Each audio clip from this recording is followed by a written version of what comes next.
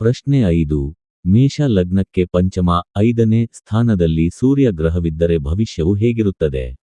ಉತ್ತರ: ಮೇಷ ಲಗ್ನಕ್ಕೆ ಪಂಚಮ ಸ್ಥಾನದಲ್ಲಿ ಮಖ ನಕ್ಷತ್ರ 4 ಪಾದಗಳಲ್ಲಿ ಮತ್ತು ಉತ್ತರ ನಕ್ಷತ್ರ ಮೊದಲನೇ ಪಾದದಲ್ಲಿ ಸೂರ್ಯ ಗ್ರಹವಿದ್ದರೆ, ಪೂರ್ವ ಜನ್ಮದ ಸುಕೃತವು ಅಧಿಕವಾಗಿದ್ದರೆ ಪಂಚಮದಲ್ಲಿ ಶುಭನಾಗಿ ರವಿ ಇರುತ್ತಾನೆ. ರಾಜವಿದ್ಯೆಗೆ, ಮಾತೃವಿದ್ಯೆಗೆ ಕೊರತೆ ಇರುವುದಿಲ್ಲ. ಗ್ರಾಮಾಧಿಕಾರವು, ಗೌರವಗಳುಂಟಾಗುತ್ತವೆ. ಉನ್ನತವಾದ ಉದ್ಯೋಗಿಯಾಗಿ ಉನ್ನತ ಸ್ಥಾನಗಳನ್ನು ಆಕ್ರಮಿಸಿಕೊಳ್ಳುವರು. ರಾಜ ಪೂಜ್ಯತೆ ಉಂಟಾಗುವುದು. ವಿದೇಶ ಪ್ರಯಾಣಗಳನ್ನು ಮಾಡುವರು. ಸಮಯ ಸ್ಫೂರ್ತಿ ಜ್ಞಾನವು ಮಿತಿಮೀರಿ ಇರುತ್ತದೆ. ಅನೇಕ ಧರ್ಮ ಕಾರ್ಯಗಳನ್ನು ಮಾಡುವರು. ಧರ್ಮಾತ್ಮನೆಂಬ ಹೆಸರನ್ನು ಗಳಿಸುವರು. ಧರ್ಮ ಸಂಸ್ಥಾಪನೆಗಳನ್ನು ಮಾಡುವರು ಹಾಗೂ ಮಾಡಿಸುವರು. ಶಾಶ್ವತವಾದ ಕೀರ್ತಿಯನ್ನು ಗಳಿಸುವರು.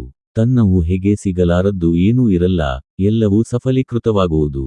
ಕಾವ್ಯ ರಚನೆಯಲ್ಲಿ ಹೆಸರು ಗಳಿಸುವರು. ದಯೆಯುಳ್ಳವರಾಗಿ ಪ್ರಜೆಗಳನ್ನು ಪೋಷಿಸುವರು. ಯುಕ್ತಿಯುಕ್ತವಾದ ಜ್ಞಾನವನ್ನುಂಟು ಮಾಡುವುದು. ವಿದ್ಯಾವಂತರಾದ ಸಂತಾನವನ್ನುಂಟು ಮಾಡುವುದು. ಬಂಧು ಮಿತ್ರರಿಗೆ ಸಲಹೆಗಳನ್ನು ಕೊಡುವವರಾಗಿರುತ್ತಾರೆ. ಸೌಶೀಲ್ಯ, ಒಳ್ಳೆಯ ನಡತೆಯಿಂದ, ನಿಶ್ಚಯ ಮನಸ್ಸಿನಿಂದ, ವಿಧೇಯತೆಯಿಂದ, ವಿವೇಕದಿಂದ ಕೂಡಿರುತ್ತಾರೆ. ಒಳ್ಳೆಯ ವಿಷಯಗಳನ್ನು ಮಾತನಾಡುವುದು.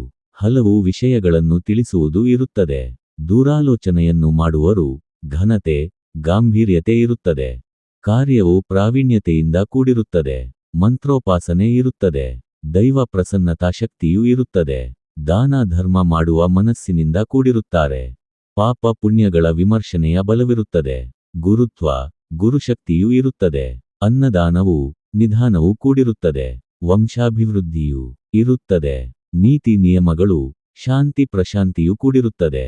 ಪ್ರಜೆಗಳಿಂದ, ಪ್ರಭುತ್ವದಿಂದ ಪಾರಿತೋಷಕಗಳನ್ನು, ಬಹುಮಾನ ಪಡೆದುಕೊಳ್ಳುತ್ತಾರೆ. ಪೌರರಿಗೆ, ನಾಗರಿಕ ಪ್ರಜೆಗಳಿಗೆ ಹಿತವನ್ನು ಬಯಸುವವರಾಗಿರುವರು. ಒಳ್ಳೆಯ ಮಾರ್ಗವನ್ನು ತೋರಿಸುವ ಗುರುಗಳು ದೊರೆಯುತ್ತಾರೆ. ಇತರರು ಕೇಳಿರುವುದಕ್ಕೆ ಸೂಟಿಯಾಗಿ ಪ್ರತ್ಯುತ್ತರವನ್ನು ಕೊಡುವವರಾಗಿರುತ್ತಾರೆ. ದೇಹ ಕಷ್ಟಗಳಿಲ್ಲದಂತೆ ಜೀವಿಸುತ್ತಾರೆ.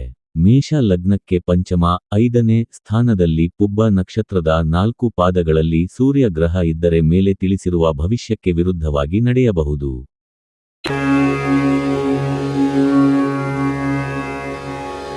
ಓಂ